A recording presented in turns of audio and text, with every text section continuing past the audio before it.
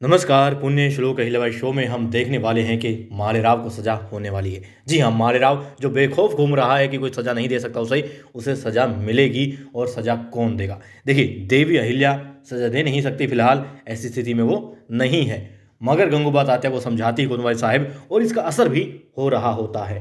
क्यों होता है? देखिए, दो तरीके से अब मालेराव को सजा मिल सकती है। गंगूबाई तात्या जो कि खुद समर्थन जुटा सकते हैं, क्योंकि उनके पास समर्थन है, पहले से है, पूरा मंत्रिमंडल उनके साथ में है, इसलिए भी वो खुद इतनी ताकत रखते हैं कि मालेराव को सजा दें। हालांकि मालेराव और मल्हार राव सूबेदार जी की अनुपस्थिति में उनके पास पूरी दरबार की ताकत है, लेकिन दूसरी सूरत में वो देवी अहिल्या को फिर से जो है रानी बना सकते हैं, फिर से उनकी पूरी शक्तियां उनको लौटा सकते हैं, क्योंकि पूरा मंत्रिमंडल जानता है मालेराव गलत कर रहा है, प्रजाहित में वो नहीं है।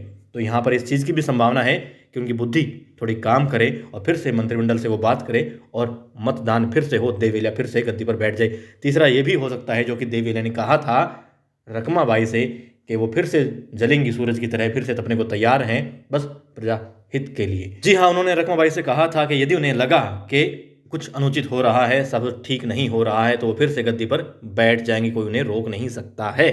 और फिर ये भी तो बात है, जिस तरीके से गोदवाई साहब समझा रही हैं, याद दिला रही हैं गंगूबा को उनकी प्रतिज्ञा जो वो लिए हुए थे, तो उससे यकीनन, क्योंकि वो बुद्धिमान हैं, तो वो समझेंगे कि पानी जो सदैव नीचे रहता है, बहता रहता है, वही पवित्र रहता है। और पवित्र स्त्री, प्रजा के सुख दुख को ध्यान में रखने वाला राजा और संतोष करने वाला ब्राह्मण सदैव शुद्ध रहते हैं, वही अच्छे होते हैं।